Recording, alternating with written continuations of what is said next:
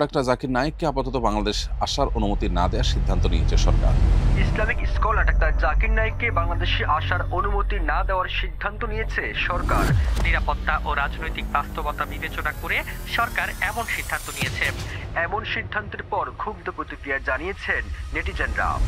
নিরাপত্তার দোহাই দিয়ে একজন দায়ের আগমনের অনুমতি না দেওয়াটা কতটা যুক্তিযুক্ত?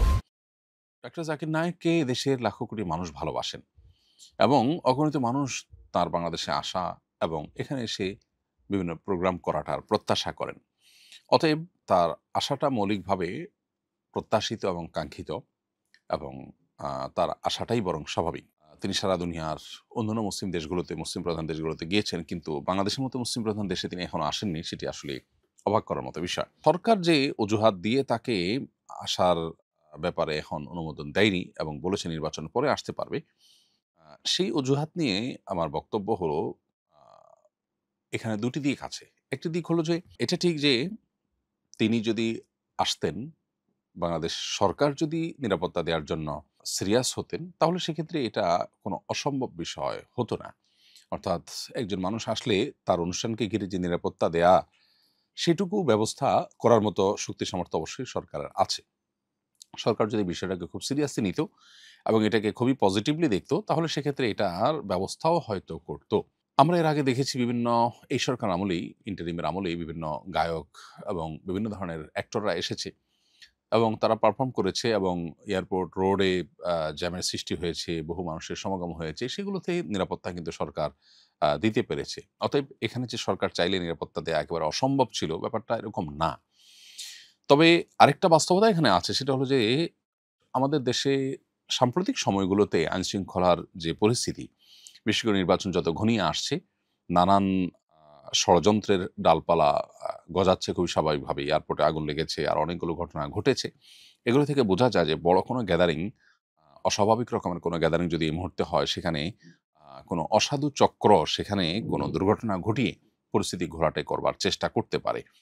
তো সেটাও আমাদের মাথায় রাখা দরকার এবং সেটিকে বিবেচনায় এনে তার এই আশাটা যদি আর ২-৪ মাস পরে হয়, ২-৪ বা ৬ মাস পরে হয়, তাহলে সেটা আমার মনে হয় না মন্দ এবং ইনশাআল্লাহ আমার বিশ্বাস তিনি বাংলাদেশে আসবেন আজ অথবা কাল। বাংলাদেশে তার আশা এবং তার দাওয়াতি কাজ করার সুযোগ আছে এবং সেই সুযোগটা দিন, দিন আরো বাড়িতে হবে ইনশাআল্লাহ তাআলা। বছর ঘুরে যখন আমার ছেলের জন্মদিন আসে, প্রতি বছরই জন্মদিনে তার সুস্থতা ও সুন্দর ভবিষ্যৎ কামনা করে মসজিদে, মাদ্রাসায় কিছু টাকা আমি দান করে থাকি। এবার এক কলিগ বলল, "এটা বিদআত। এর মাধ্যমে তোমার ছেলের উপকার নয়, বরঞ্চ আরো অপকার হবে। সঠিক বিষয়টা জানতে চাই।" এই প্রশ্ন উত্তর হলো যে জন্মদিবস উদযাপনের এই সংস্কৃতি মূলত পেগান এবং প্রকৃতি পূজারী থেকে এসেছে এবং এর সাথে তাদের ধর্মবিশ্বাসের একটা নিগূঢ় সম্পর্ক কিন্তু আছে। একজন মুসলমান হিসেবে আমরা এইজন্য জন্মদিবসকে কোনোভাবে উদযাপন করতে পারি না।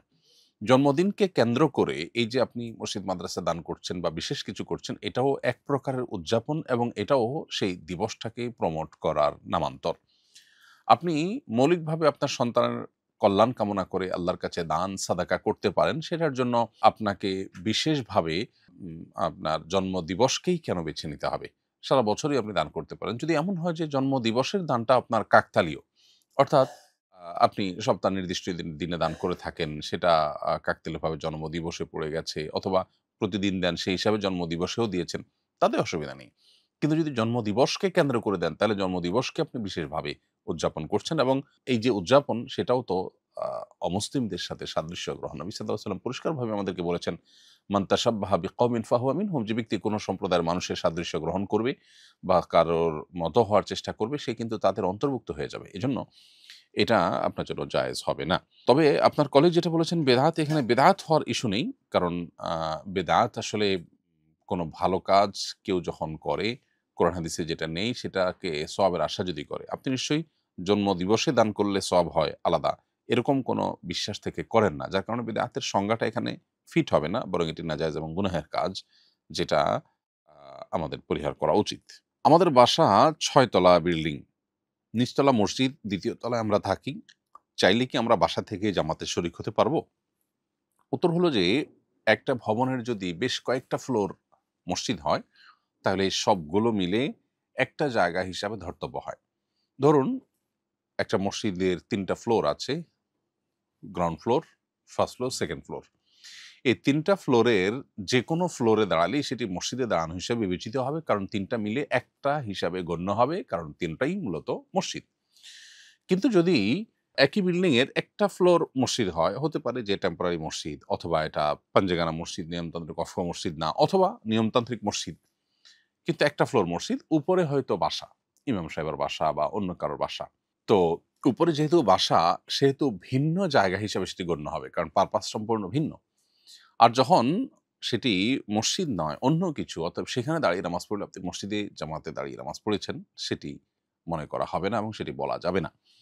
যার ফলে আপনাকে মসজিদে এসেই জামাতে শামিল হতে হবে, বা আপনার বাসা থেকে আপনি শামিল হতে পারেন না। ঠিক একইভাবে মসজিদের ঠিক আশেপাশে ডানে বামে অথবা পূব দিকে যে সমস্ত বাসাবাড়িগুলো আছে, বিশেষ করে ঢাকা শহরে আমরা জানি যে খুব লাগোয়া বিল্ডিংগুলো। তো এই ভবনগুলোতে, এইসব বাসাবাড়িতে যদি আপনি বসবাস করেন, আপাত দৃষ্টিতে আপনার বাসা থেকে মসজিদ হয়তো মাত্র ২০ ফিটের দূরত্ব, ৩০ ফিটের দূরত্ব কিংবা আরো কম দূরত্ব আছে।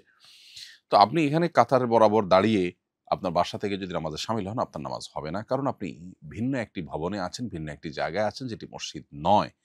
একই জায়গায় দাঁড়িয়ে যদি আপনি জামাতে শামিল হন, সেটি বিশুদ্ধ হবে ইক্তেদা। আর যদি জায়গা ভিন্ন হয়ে যায়, ইমাম সাহেব এক জায়গায়, আপনি আরেক জায়গায়, ইমাম সাহেব মসজিদে আছেন, আপনি আরেকটা ভবনে আছেন, তাহলে সেক্ষেত্রে সেটা কিন্তু ইক্তেদা বিশুদ্ধ হওয়ার জন্য যথেষ্ট নয়। এখানে যে ইত্তেসাল বা কাতারের যে সম্মিলন থাকা দরকার, এটি সেখানে থাকছে না, বরং গ্যাপ হয়ে যাচ্ছে। বিধায় এরকম করা আপনার জায়েজ হবে না। হ্যাঁ, মসজিদের পূব পাশে রাস্তায় অনেক সময় মানুষ দাঁড়ায়। এটা হলো মসজিদ থেকে বের হয়েও মানুষ বাহির পর্যন্ত চলে আসে, যখন এটা ওভারফ্লো হয়ে যায়। ওভারফ্লোর ফলে যেটা হয়ে যায়, সেটা কিন্তু মসজিদের মধ্যেই গণ্য হবে, জামাতের মধ্যে গণ্য হবে। কিন্তু যখন ভিন্ন ভবন থাকে, তখন সেটা কোনোভাবে ওভারফ্লো হয়ে ওখানে গেছে এবং ওইটা কানেকশন আছে সেরকমটি বলা যাচ্ছে না। কিন্তু রাস্তা যারা দাঁড়ায়, তাদের সাথে মসজিদের সাথে কানেকশন থাকে প্রত্যক্ষভাবেই। অতএব আপনি মসজিদে এসেই জামাতে শামিল হতে হবে। এরপরে প্রশ্ন হলো, আমার সিজারের সময় রক্ত স্বল্পতা দেখা দিয়েছিল, তখন একজন হিন্দু মেয়ে আমাকে রক্ত দিয়েছেন। একজন অমুসলিমের রক্ত আমার শরীরে প্রবাহিত হয়েছে, এতে কি কোনো সমস্যা হবে? উত্তর হলো না, এতে কোনো অসুবিধার কিছু নেই। রক্ত মুসলিম হোক কিংবা অমুসলিম, তাতে কোনো বিশেষ পার্থক্য নেই। মুসলমানের রক্ত যেরকম মুসলমানের শরীরে থাকতে পারে, ঠিক একইভাবে হিন্দুর রক্ত কোনো মুসলমানের শরীরে থাকতে পারে। এটাতে শরিয়ার কোনো বিধান লঙ্ঘন হচ্ছে না, বিধায় এটা নিয়ে আপনার কোনো হেজিটেশন থাকার কোনো কারণ নেই। এরপরে প্রশ্ন হলো, আমার স্বামী গরুর ব্যবসা করেন, তিনি মালিকের কাছ থেকে চুক্তিভিত্তিক গরু নিয়ে আসেন, পরে বিক্রি করে মালিকের টাকা পরিশোধ করে দেন। এই সময়ের মধ্যে যদি গরুটি গাভী হয়, তাহলে আমরা দুধ দহন করে তা বিক্রি করি, নিজেরাও খাই। আর যদি ষাঁড় হয়, তাহলে অন্যান্য সুবিধাগুলো ভোগ করে থাকি। বিক্রি করার এই সময়ের মধ্যে কি এ ধরনের ফায়দা ভোগ করা আমাদের জন্য জায়েজ হচ্ছে? উত্তর হলো যে, আপনার স্বামী মূল মালিক থেকে ক্রয় করে আনেন। এরকম যদি হয়, তাহলে সেক্ষেত্রে আপনার স্বামী গরুর মালিক হয়ে যাবেন এবং সেক্ষেত্রে তার জন্য এগুলো জায়েজ আছে। অর্থাৎ গরুর থেকে গরুর দুধ দোয়া বা এ টাইপের যত সুবিধা আছে, সেটা ভোগ করা আপনার জন্য জায়েজ আছে।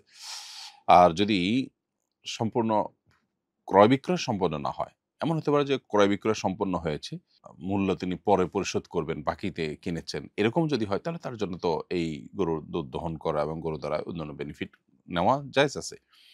ব্যাপারটা যদি সেরকম না হয়, বরং বিক্রিটাই পূর্ণাঙ্গ না হয়, ঝুলন্ত থাকে, তাহলে সেক্ষেত্রে আপনার স্বামীর জন্য এটা ভোগ করা জায়েজ হবে না। আস-সুন্নাহ ফাউন্ডেশন, উম্মার স্বার্থে সুন্নাহর সাথে।